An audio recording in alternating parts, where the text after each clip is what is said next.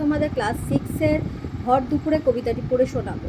তো ভর দুপুরে কবিতাটির কবি হচ্ছে নীরেন্দ্রনাথ চক্রবর্তী, যিনি জন্মগ্রহণ করেছিলেন 1924 খ্রিস্টাব্দে বাংলাদেশের ফরিদপুরে। এগুলো কিন্তু তোমরা মাথায় রাখবে, কারণ অনেক সময় পরীক্ষায় কিন্তু এই কোশ্চেনগুলো আসে।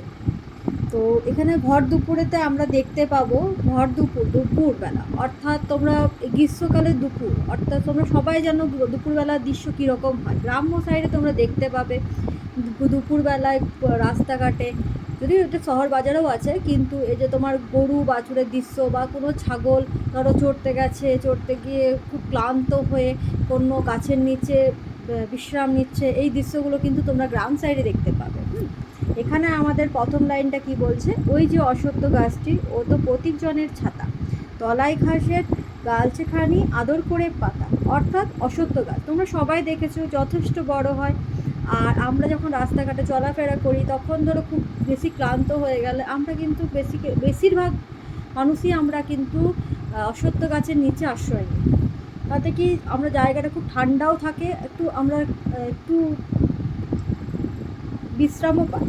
তো এখানে প্রতীকজনের ছাতা বলতে সেটাই আমাদের কবি বুঝিয়েছেন। অশ্বত্থ গাছটি হচ্ছে প্রতীকজন, মানে আমরা যারা রাস্তাঘাটে চলাফেরা করার সময় ক্লান্ত হয়ে যায় আমাদের জন্য ছাতার কাজ করে অশ্বত্থ গাছটি।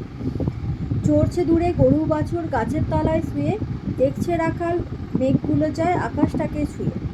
রাখাল অর্থাৎ রাখাল কাদের বলে তোমরা জানো, যারা গরু চড়ায়। তো রাখাল যখন গরু চড়াতে হঠাৎ সেও ক্লান্ত হয়ে পড়েছে।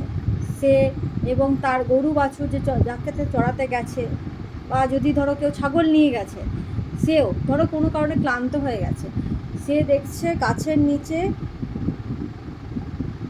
তারা বিশ্রাম নিচ্ছে। গরু বাছুর সব এতটাই পরিমাণে ক্লান্ত হয়ে গেছে যে তারা গাছের নিচে বিশ্রাম নিচ্ছে। এইসব দৃশ্য তোমরা বেসিক্যালি দেখতে পাবে কিন্তু গ্রাম্য সাইডে, কারণ গরু বাছুর চড়া বা গরু বাছুর বিশ্রাম নেওয়া বেশি কিন্তু শহর বাজারে তোমরা এটা পাবে না, তোমরা কিন্তু বেশিরভাগ দেখতে পাবে গ্রাম্য সাইডে। ঠিক আছে।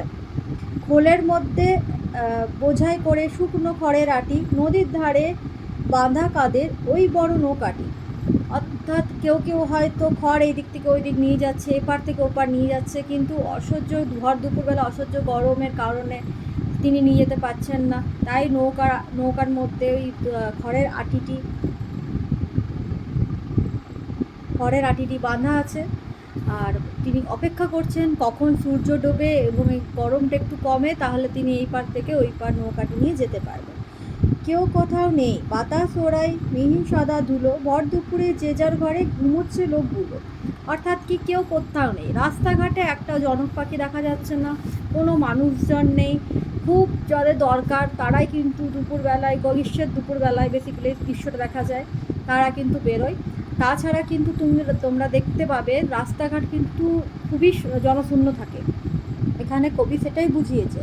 হ্যাঁ, শুধুই কি আর মানুষ ঘুমোয়, যে জানে সেই জানে, আঁচল পেতে বিশ্বভুবন ঘুমোচ্ছে এখানে, অর্থাৎ কী কারণে মানুষজন বেরোচ্ছে না তারা সেটা নিজেরাই খুব ভালো করে জানে। অসহ্য গরমের কারণে বা পরিস্থিতি হয়তো সেরকম নেই যে ভর দুপুরবেলায় বেরোনো যাবে বলে, তাই জন্য তারা বেরোচ্ছে না।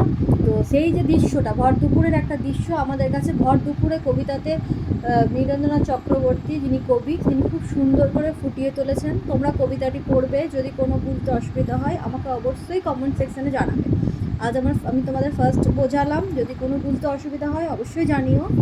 আর যদি কোশ্চেন অ্যান্সার, অনুশীলনী যে কোশ্চেন অ্যান্সার আছে ওগুলো তোমাদের যদি কিছু না জানতে পারো, না বুঝতে পারো, আমাকে অবশ্যই জানিও কমেন্ট সেকশানে, আমি অবশ্যই তোমাদের সাহায্য করে দেবো। ঠিক আছে, বাই।